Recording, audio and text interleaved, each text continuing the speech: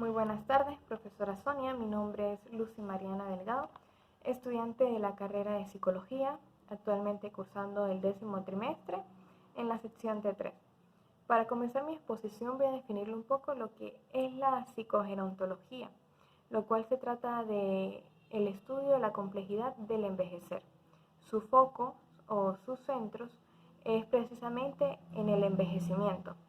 Teniendo presente este proceso, se trabaja la senetud, ya sea de manera individual o colectiva. Esto va a depender de su cultura, la sociedad o incluso en la época en la que ésta se esté trabajando, ya que varía dependiendo de estas características. Por ende, se trabajó con una mujer, una individua de 69 años llamada Aurora Sánchez, residente del municipio Torbe, San Josecito, la cual es viuda y madre de 5 hijos, de los cuales 2 ya fallecieron. Se le realizó una entrevista en donde claramente ella dio su consentimiento. En este caso, ¿qué elementos tiene una entrevista psicológica que se le puede aplicar a una persona mayor? Entonces, ¿qué es una entrevista o qué elementos tiene estas historias clínicas? Y básicamente es un documento donde participan activamente tanto el paciente como el profesional de la salud mental, ya que el psicólogo, o en este caso cualquier profesional de la salud mental, hace las preguntas, tiene su documento con diferentes ítems y los va llenando con las respuestas y los datos personales del paciente. Entonces, ¿cómo se estructura o qué elementos en específico tiene una entrevista psicológica? Partiendo de que primeramente debe de tener los datos personales. ¿Qué van en los datos personales? Tanto el nombre, apellido, edad, sexo de la persona, lugar de nacimiento, fecha de nacimiento, padres, también religión, estado civil, grado de instrucción, etc. También va el motivo de la consulta, en este caso con la individua Aurora. En ella el motivo de consulta era por motivos académicos. Después de esto está la historia del problema actual. Normalmente una persona acude a consulta y se le en esta área va es porque qué lo trae principalmente aquí, qué padecimientos tiene, de manera que los reconoce y dice, bueno, por esto yo no puedo seguir, a mí tengo estas dificultades y vengo a buscar un acompañamiento o un tipo de ayuda. Después están los antecedentes personales. En esta área van desde su concepción, si fue una persona deseada, el tipo de parto de la mamá en el momento en que ya iba a nacer, su desarrollo en la infancia, desarrollo psicológico, social, motriz, de igual manera en la adolescencia, su desarrollo sexual, posteriormente en la adultez. En esta etapa de la senetud abarca mucho más porque por lo general, básicamente la persona ya ha pasado por todas estas etapas, tanto en la infancia, en la adolescencia, adultez temprana, hasta llegar a una edad donde ya abarca lo que es la senetud y es considerada una persona mayor. Antecedentes patológicos personales.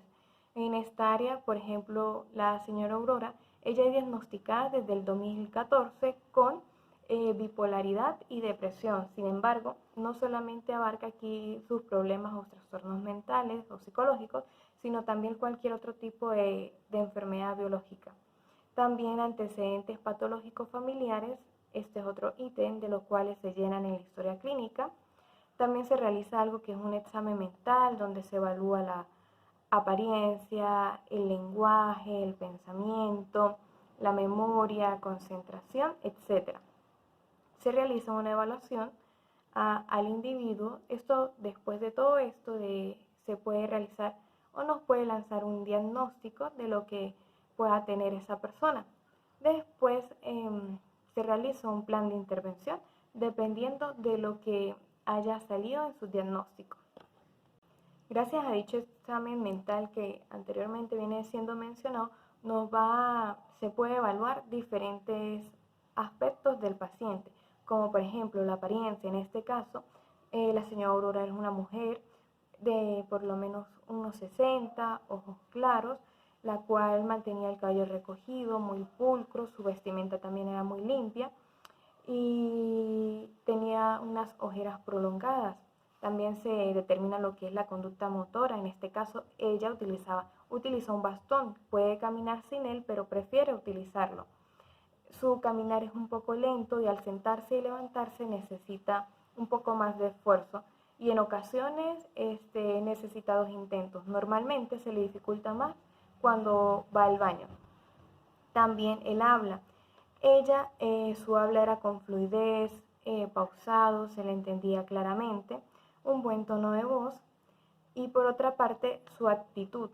Era una persona muy amable, cooperativa, atenta y cuando hablaba específicamente de su diagnóstico psiquiátrico, ella tendía a reírse. En su estado de ánimo, como mencioné hace un momento, fluctuaba un poco en este aspecto. Cuando ella hablaba sobre que era diagnosticada con depresión y bipolaridad, reía mucho. Reía, aunque al hablar de ello tenía conocimiento de lo que se trataba. Y también en un momento cuando habló de la muerte de su hija, lloró. El resto de la entrevista se notó muy tranquila, muy calmada.